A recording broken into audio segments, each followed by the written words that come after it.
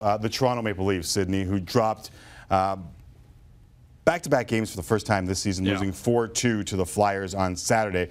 With the Oilers' struggles, they also continued 5-2 loss to the Capitals. Philippe Danault helped bail out the Habs. He had Philippe Danault, my boy, helped bail him out. Meanwhile, the Penguins were absolutely swarmed by the Winnipeg Jets last night. They had 5 in the first period, while Sean Monahan scored the game winner in a Flames victory over the Capitals.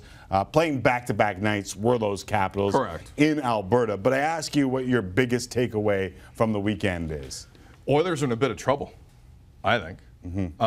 Practice today was pretty apparent on that front. Draisaitl on the top line with Maroon and Connor McDavid. Yep. Larson and Oscar Klefbom, easy for me to say, broken up. Darnell Nurse with Adam Larson at practice today. Now, they're not playing until Thursday or Wednesday night. Right. But there's a lot wrong with that team. And there were moments, speaking of playing the night before, Washington, they've had a heavy schedule as well. They went in there on Saturday night and they looked pretty good, despite the fact the Oilers had a lead. Right. And the goals in the back end of that game, the Oilers did not, as a team, look like they were putting in much effort at all. And I hate to bring up effort because it's a tough thing to accuse teams of. Right. But watch some of the finishing goals in that game.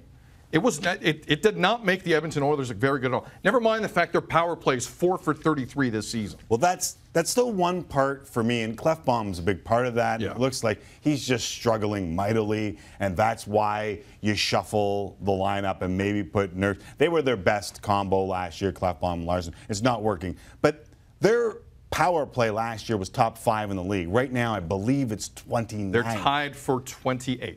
Are they tied for 28 in the league? Yes. So they're 28. Sorry, you're right. I'm sorry. Tied for 29th. There's an extra team, blah, blah, blah, Vegas. Correct. All right. Bad me. So 29th in the league. Either way, far cry from where they were last year. I think they're going to get it in order. That staff had perennially the best power play when they were in San Jose. That's going to get better. For me, especially now that Al Montoya is starting tonight and the Habs have some time off, this seems to me like a mental day off for Carey Price. Yeah. It appeared as though on the weekend the Habs gave him just the reprieve that he needed. They swarm the Rangers. I believe shots on goal first period 19-2 for the Habs. On Saturday night, they grab a 3-0 lead. You figure, all right, Carey Price knocked it. It was 4-4. Yeah.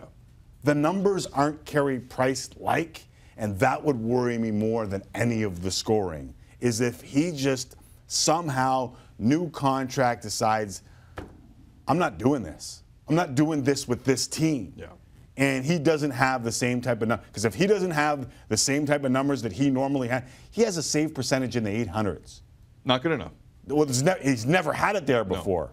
So, for me, if he would be more of a worry than anything. Because if he's not amazing, they're not making the playoffs. Yeah, I don't want to hear blue line. I don't want to hear scoring up front. I don't want to hear number 1 center. I don't want to hear any of that stuff. And it's not even good. He's going. It's not even, he can't just be good. Great. He has to be amazing. Great. For them to make the playoffs. And now we hear Al Montoya is going to start against the Senators tonight in our nation's capital.